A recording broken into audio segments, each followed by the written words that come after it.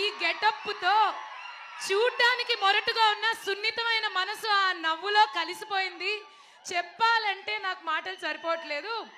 ఎందుకంటే we all love Naresh గారు, we all love Naresh గారి మూవీస్. మరి ఇప్పుడు ఎందుకు పిలవాలి మీరు అరవకపోతే? సో మనందరి కోసం మన దగ్గరకు వచ్చి ఇప్పుడు మాట్లాడేస్తారు నరేష్ గారు, అవర్ బచ్చల మల్లి. అందరికీ నమస్కారం అండి. ముందుగా ఇక్కడికి వచ్చిన తెలుగు సినిమా అభిమానులందరికీ నా తరపున, మా యూనిట్ తరపున చాలా చాలా థ్యాంక్ యూ.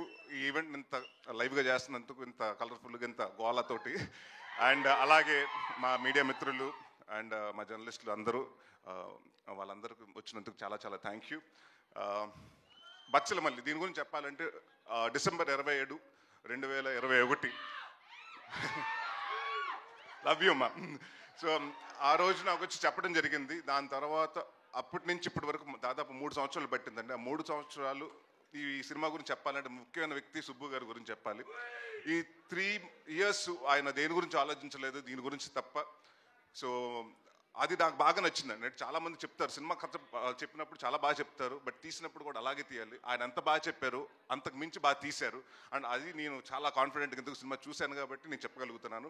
అండ్ మేము చాలా డిస్కషన్ చేసాం. అంటే నా సినిమాల్లో అంటే మనకి తెలుస్తాయి కదా ముందు సినిమాల్లో ఏం తేడా వస్తున్నాయి, మనం ఎక్కడెక్కడ మార్చుకోవాలని మనం కూడా కూర్చొని అనలైజ్ చేసుకున్నప్పుడు చాలామంది నాకు చెప్పిన కంప్లైంట్, మీ సినిమాలో సాంగ్ సరిగ్గా ఉండలేదండి, సాంగ్ సరిగ్గా ఉండలేదని చెప్పారు.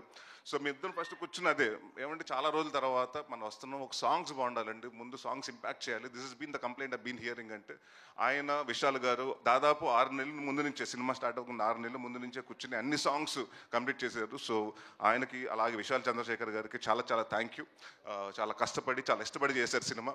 అండ్ అందరూ అండి, ఇట్స్ నాట్ వన్ పర్సన్. అంటే జనరల్గా ఏమంటారంటే సినిమా బాగుందంటే ఆ లక్కో లేకపోతే ఇంకోటో అని కాదండి. ఇక్కడ అందరూ టీమ్ ఎఫర్ట్. రిచర్డ్ ప్రసాద్ గారు కెమెరామెన్ గారు అలాగే ఉంటుంది, కెమెరా వర్క్. మా చోట ప్రసాద్ గారు ఆర్ట్ డైరెక్టర్, మన ఎడిటింగ్ అలాగే ఉంటుంది. మా బ్రహ్మకడ్లి గారు ఆర్ట్ డైరెక్టర్, ఆయన వర్క్. అంటే ఇట్స్ లైక్ అందరూ 24 క్రాఫ్ట్స్ కలిస్తేనే సినిమా. సో ఈ సినిమాకి నేను కాన్ఫిడెంట్గా చెప్పగలుగుతాను.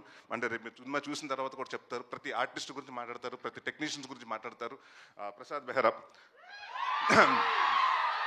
ఇంకా ఇలాగే నువ్వు ఇప్పుడు ఏ అరుపులు వస్తున్నాయో, నువ్వు స్క్రీన్ మీద వస్తుంటే థియేటర్లో రేపు ఇలాగ అరుపులు రావాలని కోరుకుంటున్నాను.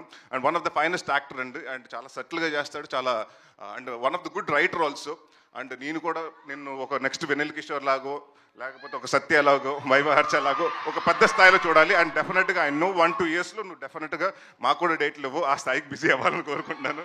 అండ్ మా మధు గారు ప్రతి చోట అంటే దేవుడు వరం ఇచ్చిన పూజ వరం లేనట్టు ఈయన డైరెక్టర్ ఓకే అన్నా కూడా ఈయన వెనకాల నుంచి మానిటర్ వెనకాల నుంచి ఇలాగ అంటుంటాడు. థర్డ్ ఎంపైర్ డిసిషన్ లాగా మేము ఆయన కోసం చూస్తూ ఉండాలి ఏం జరుగుతుందని. సో ప్రతిదీ అంటే ఆయనకి అంత పర్ఫెక్ట్గా ఉండకపోతే ఆయన ఒప్పుకోడు. సో ఎప్పుడు అదే చెప్పారు కదండి, అంటే పెగ్గు కాడి నుంచి అన్నింటిలో ఆయన చాలా దగ్గరగా పాత్ర చాలా పోషించారు. సో థ్యాంక్ యూ అండి.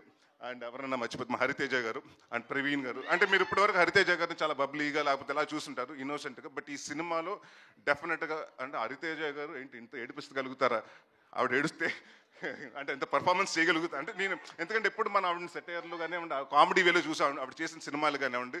సో ఈ సినిమాలో ప్రతి యాక్ట్ చేసిన అమృత గారు కానీ నుంచి ప్రతి ఒక్కరు, ప్రతి ఆర్టిస్ట్కి అందరికీ చాలా మంచి పేరు వస్తుందని.